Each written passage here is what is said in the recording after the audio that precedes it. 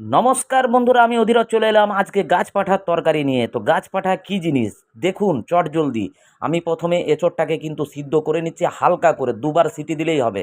আর স্ক্রিনে তাকিয়ে দেখুন কি কি লাগছে। চিংড়ি ছাড়া এঁচোড়ের তরকারি হয় না, দারুণ হয়, আঙুল চেটে খাবেন, যাকে দেবেন সে বলবে অপূর্ব হয়েছে।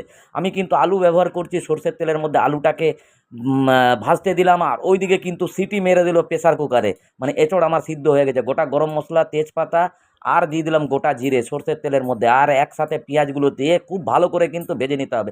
পরিমাণ মতো দেবেন কি নুন আর চিনি, খুব ভালো করে নুন আর চিনি দেওয়ার পর ভেজে নেবেন। দেবেন বেশি করে একটু রসুন বাটা আর আদা বাটা। আদা বাটা 2 চামচ লাগবে, দুখানা ছোট ছোট টমেটো দিয়ে ভালো করে ভেজে নেবেন। আর আজকে লঙ্কা দিয়েই হবে রান্নাটা।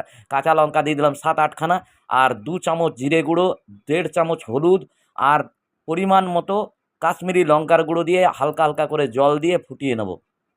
এঁচোড়টা কিন্তু আমার সিদ্ধ হয়ে গেছে বন্ধুরা, আগে দেখিয়ে দিলাম। আর এরপরে কিন্তু ভেজে রাখা আলুগুলোকে দিয়ে দিলাম, আর এঁচোড়গুলোকে ছাঁকনির সাহায্যে ছেঁকে দিয়ে দিলাম। এঁচোড়টা যেহেতু 1/3 সিদ্ধ হয়ে গেছিলো, আমার এঁচোড়ের তরকারিটা হতে বেশি সময় লাগবে না। অবশ্যই একটু উষ্ণ গরম জল দিয়ে দেবেন। এঁচোড়ের তরকারিটা 7 থেকে 8 মিনিট আবার ফুটিয়ে নেবেন। একবার ঢাকনা খুলবেন, আবার 10 মিনিট ফুটিয়ে ঘি আর গরম মশলা দিয়ে নামিয়ে দেবেন। কেমন লাগলো বন্ধুরা রান্নাটা? অবশ্যই একটু লাইক কমেন্ট শেয়ার করবেন, আর চ্যানেলটাকে সাবস্ক্রাইব করে পাশে থাকবেন।